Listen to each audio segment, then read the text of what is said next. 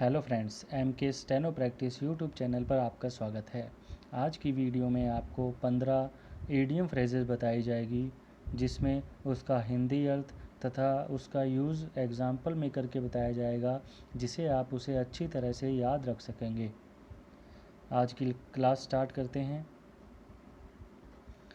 आज की पहली ईडियम है heart and soul.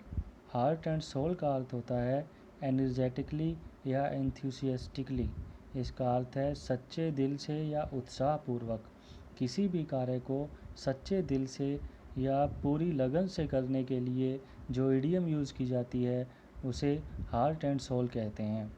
Heart and soul का हम एग्ज़ाम्पल देखेंगे। एग्ज़ाम्पल है a dancer must throw herself heart and soul into every performance. इस सेंटेंस में कहा गया है एक डांसर मस्ट थ्रो, उसे अपने आप को पूरा, मस्ट थ्रो का यहाँ अर्थ है झोंक देना, अपने आप को झोंक देना। वैसे थ्रो का अर्थ होता है फेंकना। यहाँ पर इसका यूज़ हार्ट एंड सोल अपने दिलो दिमाग को पूरा झोंक देने के लिए किया गया है। इनटू एवरी परफॉर्मेंस, पर प्रत्येक जो उसकी परफॉर्मेंस होती है उसमें उसे झोंक देना होता है। इसमें कहा गया है, इस सेंटेंस में अर्थ बताया गया है कि एक डांसर को, एक नृत्य करने वाले को अपने आप को पूरी तरह उस परफॉर्मेंस में उत्साहपूर्वक या सच्चे दिल से झोंक देना चाहिए। हार्ट एंड सोल का अर्थ है झोंक देना, दिलो या दिमाग से पूरी तरह किसी काम को करने के लिए इस ईडियम का यूज़ किया जाता है। नेक्स्ट है leave in the lurch. Leave in the lurch का अर्थ होता है put somebody in A difficult situation. किसी को एक मुश्किल परिस्थिति में छोड़ देना लीव इन लर्च का अर्थ होता है विपत्ति या कठिनाई में छोड़ देना। इसका यूज़ हम तब करते हैं जब किसी को विपत्ति या कठिनाई में छोड़ देते हैं। इसका शाब्दिक अर्थ है लीव। लीव का अर्थ होता है छोड़ देना, इन द लर्च यानी कठिनाई में, बुरी परिस्थिति में किसी को छोड़ देना। इसका एग्जाम्पल देखेंगे। द मैनेजर विल रियली, जो मैनेजर है वो वास्तव में, लीव मी इन लर्च, उसने मुझे कठिनाई में छोड़ दिया, मैनेजर ने, if he decides to quit before this project is finished. इस सेंटेंस में कहा गया है the manager will really leave me in the lurch. जो मैनेजर है, जो प्रबंधक है, वह मुझे वास्तव में छोड़ देगा, लीव इन द लर्च, छोड़ देगा कठिनाई में। इफ़ ही डिसाइड, अगर वह डिसाइड करता है, to quit before this project is finished, इस प्रोजेक्ट के समाप्त होने से पहले वह क्विट कर देता है, यहाँ से चला जाता है या इस प्रोजेक्ट को छोड़ देता है, तो वह मुझे विपत्ति या कठिनाई में छोड़ देगा। Leave in the lurch, lurch में छोड़ देगा, कठिनाई में छोड़ देगा। यह इस ईडियम का अर्थ होता है। नेक्स्ट है get into hot water. Get into hot water का अर्थ है be in the hot water, किसी गर्म पानी में होना।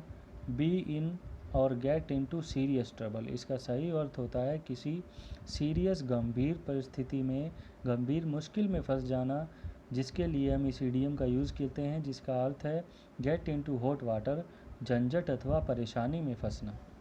अब हम इसे याद कैसे रखेंगे? इसे याद रखने का तरीका है गेट इनटू हॉट वाटर, किसी गर्म पानी में फंस जाना या चले जाना।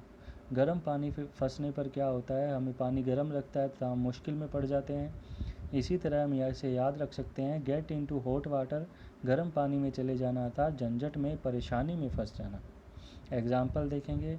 He was always getting into hot water, वह हमेशा गेटिंग इनटू हॉट वाटर फंस जाता है गर्म पानी में, अर्थात वह हमेशा परेशानी में फंस जाता है। नेक्स्ट है इन द लॉन्ग रन।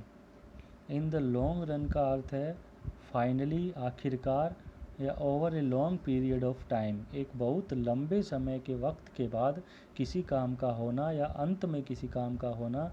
इसके लिए हम इन द लॉन्ग रन का ईडियम का यूज़ करते हैं, जिसका यूज़ हम एग्जाम्पल देखेंगे। ही रियलाइज्ड, उसने महसूस किया कि, इन द लॉन्ग रन, उसने एक लंबे रास्ते में एक लंबे समय में यह महसूस किया, रियलाइज़ किया कि their argument would not seem so awful. Awful का अर्थ होता है ग्रेट या जिसका कोई अर्थ न निकले। दिस आर्ग्यूमेंट, ये जो बहस है, ये जो आर्ग्यूमेंट है, would not be seem so awful, यह कोई अच्छी प्रतीत नहीं हो रही है। इस प्रकार इन द लॉन्ग रन का अर्थ होता है आखिरकार, लंबे समय के बाद। इसे हम याद कैसे करेंगे? In the long run, run का अर्थ होता है भागना, लॉन्ग लंबे समय से, बहुत देर के बाद, भागने के बाद कोई वस्तु हमें प्राप्त होती है तो उसे हम कहते हैं इन द लॉन्ग रन, या आखिर में प्राप्त होती है तो अंत में, फाइनली, आखिरकार। लॉन्ग रन के पहुंचने के बाद आखिर अंत हो जाता है तो इसे हम ऐसे याद रख सकते हैं। नेक्स्ट है make a mess of. Make a mess of का अर्थ होता है हैंडल और मैनेज समथिंग बैडली, किसी को बहुत बुरी तरह से मैनेज करना। हिंदी में इसे कहेंगे सत्यानाश कर देना, किसी काम को बिगाड़ देना। मेक ए मैस ऑफ का अर्थ होता है। एग्जाम्पल देखेंगे, I had these books all in order. Order का अर्थ होता है एक क्रम में, सही व्यवस्था में। आई हैड दिस बुक्स, मैंने इन किताबों को, बुक्स को एक क्रम में रखा था। बट द किड्स, लेकिन जो बच्चे हैं, made a mess of the whole things, उन्होंने सब चीज़ों का सत्यानाश कर दिया। मेड ए मैस ऑफ, इसका काम सारा बिगाड़ दिया, सत्यानाश कर दिया। इससे आपको पता चल गया होगा मेड ए मैस ऑफ या मेक ए मैस ऑफ का अर्थ होता है सत्यानाश कर देना। इसे याद रखने का तरीका है मेक यानी बनाना, कुछ करना, ए मैस ऑफ, मैस होता है काम बिगाड़ देना। मेक ए मैस ऑफ का शाब्दिक अर्थ होगा सत्यानाश कर देना, किसी काम को बिगाड़ देना। नेक्स्ट देखेंगे the salt of the earth. The salt of the earth का हिंदी अर्थ होता है बहुत ही ईमानदार, या people whose character and action are thought to be very valuable. कुछ ऐसे लोग जिनका कैरेक्टर और एक्शन बहुत ही वैल्यूबल होता है, बहुत ही अच्छा होता है, उसके लिए the salt of the earth use करते हैं। एग्जाम्पल देखेंगे, इफ़ यू डिस्क्राइब समवन, यदि आप किसी को डिस्क्राइब करते हैं, किसी का वर्णन करते हैं, as the salt of the earth, यानी पृथ्वी के, अर्थ के सॉल्ट के रूप में, नमक के रूप में आप किसी को डिस्क्राइब करते हैं। The salt of the earth का मतलब है किसी को बहुत ईमानदार, आप किसी को ईमानदार बताना चाहते हैं तो यू मीन, आपका मतलब है that they are ordinary, honest and reliable and good. इसका मतलब है वे साधारण हैं, ईमानदार हैं और विश्वास योग्य है, बहुत ही अच्छे हैं। इस सेंटेंस में इसका अर्थ दिया गया है the salt of the earth. अर्थ का मतलब होता है वह बहुत ईमानदार है। अब इसे याद करने का तरीका है the salt of the earth, यानी जो पृथ्वी पर जो नमक है वो बहुत महत्वपूर्ण चीज़ है। इसलिए जो भी महत्वपूर्ण चीज़ें होती हैं, ईमानदारी और जिसका कैरेक्टर अच्छा होता है, उसके लिए हम यूज़ करते हैं द सॉल्ट ऑफ द अर्थ। इस तरह आप इसको लंबे समय तक याद कर सकते हैं। नेक्स्ट है रेड लेटर डे। यह इडियम बहुत ही आसान है। रेड लेटर डे का अर्थ होता है बहुत ही महत्वपूर्ण दिन, वेरी इंपॉर्टेंट मेमोरेबल डे, ऐसा दिन जिसे आप याद रख सकें, red letter day. Red letter day का हिंदी अर्थ होता है, शाब्दिक अर्थ होता है रेड लाल, लेटर डे लाल अक्षरों का दिन, यानी ऐसे दिन जिसे हम लाल अक्षरों में लिख सकें, यानी याद रख सकें। जैसे मैंने यहाँ हर इडियम को लाल अक्षरों में लिखा है, रेड कैरेक्टर्स में लिखा है, इसीलिए कि आप इसे याद रख सकें। तो रेड लेटर्स डे का अर्थ होता है महत्वपूर्ण दिन, याद रखने योग्य दिन। नेक्स्ट है अंडर समबडीज नोज, किसी की नाक के नीचे। किसी की नाक के नीचे, अंडर समबडीज नोज का अर्थ है आँखों के सामने, in full view of somebody, किसी के सामने, आँखों के सामने ही कोई कार्य करना। अंडर समबडीज नोज, किसी की नाक के नीचे कार्य करना, इसका अर्थ होता है। नेक्स्ट है run the gauntlet. Run the gauntlet का अर्थ होता है आलोचना का सामना करना, be export to criticism, danger etcetera. खतरनाक, डेंजर, खतरा या क्रिटिसिज्म, आलोचना को एक्सपोज करना, उसका सामना करना के लिए रन द गॉन्टलेट का यूज़ किया जाता है। इसे याद करने का तरीका है, गॉन्टलेट का अर्थ होता है लोहे के दस्ताने। जो लोहे के दस्ताने होते हैं, रन द गॉन्टलेट, जो लोहे के दस्ताने का उपयोग करना, अर्थात आपकी तरफ जो भी खतरा आ रहा है उससे बचना। खतरे से बचने के लिए या आलोचना का सामना करने के लिए इस ईडियम का यूज़ किया जाता है, रन द गॉन्टलेट। गॉन्टलेट से आप समझ सकते हैं कि लोहे का दस्ताना बचाव के लिए होता है, तो आलोचना का सामना या उससे बचने के लिए इस ईडियम का यूज़ किया जाता है। अब इसे आप लंबे समय तक याद रख सकेंगे। इसका एग्जाम्पल भी देख लेते हैं। इसका एग्जाम्पल है, एवरी डे, प्रत्येक दिन, they had to run the gauntlet of hostile journalist. Hostile होता है बहुत ही खतरनाक जर्नलिस्ट, जो खतरनाक जर्नलिस्ट होते हैं, रन द गॉन्टलेट ऑफ, वे आलोचना का सामना करता है प्रत्येक दिन, on their way to school, अपने स्कूल जाने के समय में। एग्जाम्पल में इसका यूज़ एक बार और देख लेते हैं। एवरी डे, प्रत्येक दिन, they had to run the gauntlet, उन्हें आलोचना का सामना करना पड़ता है, ऑफ हॉस्टाइल जर्नलिस्ट, जो शत्रु जर्नलिस्ट होते हैं, पत्रकार होते हैं, उनकी आलोचना का सामना करना पड़ता है, on their way to school, उनके स्कूल के रास्ते में। नेक्स्ट है cats and dogs. Cats and dogs का शाब्दिक अर्थ होता है, कैट्स यानी बिल्ली, डॉग्स यानी कुत्ते, बिल्ली और कुत्ते। लेकिन इसका ईडियम में अर्थ अलग होता है। इसका ईडियम का अर्थ है रेन वेरी हैविली, मूसलाधार वर्षा होना, बहुत ही भारी वर्षा होना, मूसलाधार वर्षा होना। इसके लिए कैट्स एंड डॉग्स ईडियम का यूज़ किया जाता है। कैट्स एंड डॉग्स का अर्थ होता है मूसलाधार वर्षा होना। अब इसे याद रखने का तरीका है, कैट्स एंड डॉग्स, बिल्ली और कुत्ते जब लड़ते हैं, झगड़ते हैं, तो बहुत सी आवाज़ करते हैं, जैसी आवाज़ बादलों के गरजने से होती है, मूसलाधार वर्षा में होती है। तो आप इसे ऐसे याद रख सकते हैं, कैट्स एंड डॉग्स लड़ रहे हैं, या लड़ रहे हैं तो बहुत आवाज़ कर रहे हैं, जो आवाज़ बादलों के गरजने से होती है, मूसलाधार वर्षा में होती है। इस प्रकार कैट्स एंड डॉग्स का अर्थ होता है रेन वेरी हैविली, बहुत भारी वर्षा होना, मूसलाधार वर्षा होना। नेक्स्ट है play second fiddle to. Play second fiddle to idiom का अर्थ है to be treated as less important than another person, किसी दूसरे व्यक्ति की तुलना में कम महत्वपूर्ण ट्रीट करना, कम महत्वपूर्ण मानना, प्राथमिक न होकर द्वितीय होना, यानी उसे इतना इम्पोर्टेंस न देना।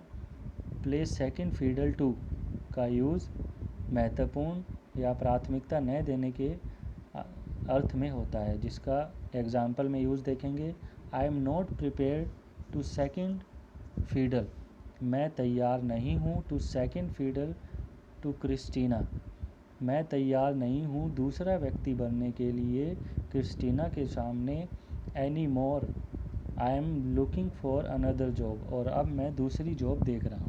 इस सेंटेंस में समझाया गया है कि आई एम नॉट प्रिपेयर्ड, मैं तैयार नहीं हूँ दूसरा व्यक्ति बनने के लिए क्रिस्टीना के बाद, और I am looking for another job, मैं दूसरी जॉब देख रहा हूँ। प्ले द सेकंड फीडल का अर्थ है कम महत्वपूर्ण होना या प्राथमिकता न देना, द्वितीय व्यक्ति बना देना। प्ले ए सेकंड फीडल, इसका अर्थ हम समझेंगे सेकंड यानी दूसरा, फीडल यानी दूसरा व्यक्ति या कम इम्पोर्टेंट बनाना। प्ले ए सेकंड फील यानी सेकंड रोल अदा करना। इससे हम इसका अर्थ याद रख सकेंगे। नेक्स्ट है play ducks and drakes. Ducks and drakes का रोल अदा करना या फिजूल खर्ची करना। Spend money in a careless wasteful way, पैसे को बर्बाद करना, फिजूल खर्ची करना, इसका अर्थ है। प्ले डक्स एंड ड्रैग्स, इसका यूज़ देखेंगे हम एग्जाम्पल में।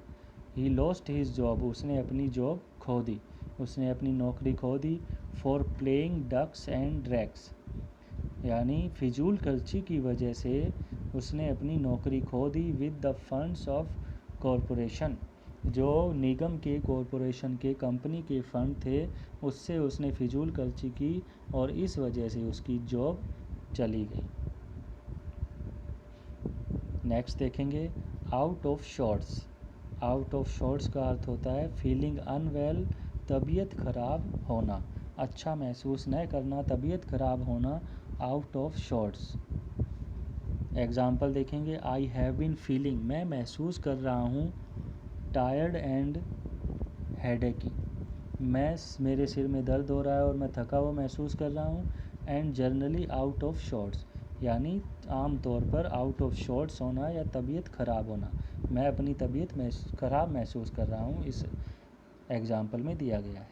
नेक्स्ट है the ins and outs of. इसका शाब्दिक अर्थ निकल रहा है द इन्स अंदर होना एंड आउट्स बाहर जाना, परंतु इसका आइडियम में अर्थ है द डिटेल ऑफ समथिंग, किसी चीज़ का पूर्ण ज्ञान होना के लिए the ins and outs of use करते हैं ईडियम। इसे हम याद कैसे रखेंगे, इन्स आउट्स चारों तरफ अंदर और बाहर का ज्ञान होना, यानी किसी चीज़ का पूर्ण ज्ञान होना। एग्जाम्पल देखेंगे I know how to use computers, मैं जानता हूँ कंप्यूटर को कैसे यूज़ किया जाता है। बट लेकिन आई डोंट रियली अंडरस्टैंड, लेकिन मैं समझ नहीं पाया कि the ins and outs of how they work, लेकिन मैं समझ नहीं पाया अच्छी तरह, उसका पूर्ण ज्ञान नहीं ले पाया कि वे काम कैसे करते हैं। मैं इसमें कहा गया है मैं कंप्यूटर को तो अच्छी तरह चलाना जानता हूँ, लेकिन वो इस पे कैसे काम करते हैं ये नहीं जानता। आज की लास्ट ईडियम है put something in a nutshell, say something in very few words. Put something in a nutshell का अर्थ है संक्षिप्त में कहना, थोड़े अक्षरों में, थोड़े शब्दों में कहना। इसका शाब्दिक अर्थ से हम इसे याद रखेंगे ऐसे, पुट समथिंग किसी को रखना, इन ए नट सेल किसी छोटी सी जगह में, नट सेल में किसी को रखना, अर्थात कम शब्दों में, संक्षिप्त में सब कुछ कह देना। एग्जाम्पल देखेंगे let me put it in a nutshell for you. Let me put it, मुझे इसे रखने दो, इन ए नेट सेल्स एक छोटी सी जगह में, फॉर यू तुम्हारे लिए। If you show up late again you are fired. इसमें कहा गया है let me put it in a nutshell for you. In a nutshell for you का अर्थ होता है संक्षिप्त में कहना, मुझे इसे संक्षिप्त में कहने दो। If you show up late, अगर तुम दोबारा लेट दिखाई दिए, देरी से आए, तो यू आर फायर्ड, मैं तुम्हें काम से निकाल दूंगा। यह इस एग्जाम्पल में कहा गया है। मैं इस ईडियम को पूरा बता चुका हूँ, अब मैं इसका दोबारा एक बार आपको रिवीजन करा देता हूँ जिससे आपको ये अच्छी तरह याद हो जाएंगे। शुरू करते हैं। Put something in a nutshell, किसी को एक छोटी सी जगह में रखना, अर्थात इसका अर्थ है संक्षिप्त में कहना, कम शब्दों में कहना। नेक्स्ट है द इन्स एंड आउट्स, अंदर और बाहर सभी चीज़ का पूरी तरह ज्ञान हो जाना, इसका अर्थ होता है the ins and outs. Out of shorts, shorts के बाहर या फीलिंग अनवेल, तबीयत खराब होने के लिए आउट ऑफ शॉर्ट्स का यूज़ किया जाता है। प्ले डक्स एंड ड्रैग्स, इसका अर्थ है फिजूल खर्ची करना। प्ले सेकंड फिडल टू, यानी दूसरा रोल, सेकंड रोल अदा करना, इसका अर्थ है प्राथमिकता न देना या द्वितीय होना या कम महत्वपूर्ण समझना। Cats and dogs, cats and dogs का अर्थ होता है मूसलाधार वर्षा होना, बहुत भारी वर्षा होना। रन द गाउटलैंड, गाउटलैंड का अर्थ होता है लोहे का दस्ताना, अर्थात हम इसका यूज़ करते हैं आलोचनाओं से बचने के लिए, इसका अर्थ है आलोचना का सामना करना। नेक्स्ट है अंडर समबडीज नोज, किसी के नाक के नीचे, या कोई भी काम, ऐसा काम जो छुपा के करना है परंतु वह उसकी आंखों के सामने कर देना, किसी की नाक के नीचे से कोई काम कर देना। रेड लेटर डे, याद रखने योग्य महत्वपूर्ण दिन, memorable day. The salt of earth, यानी पृथ्वी का सॉल्ट, यानी महत्वपूर्ण चीज़, बहुत ही ईमानदार, valuable. Make a mess of, किसी भी चीज़ को बिगाड़ देना, सत्यानाश कर देना। इन द लॉन्ग रन, लंबे समय से, आखिरकार, अंत में, बहुत लंबे समय के बाद कोई चीज़ प्राप्त होना, आखिरकार। Finally, in the long run, use करते हैं। गेट इनटू हॉट वाटर, गर्म पानी में फंस जाना या झंझट में या परेशानी में फंस जाना। लीव इन द लर्च, यानी विपत्ति या कठिनाई में छोड़ देना। Heart the soul, heart and soul, दिलो जान से किसी कार्य को करना, सच्चे दिल से करना, उत्साहपूर्वक करना, इसके लिए हार्ट एंड सोल का यूज़ किया जाता है। मैंने सभी इडियम्स का रिवीजन करा दिया गया है।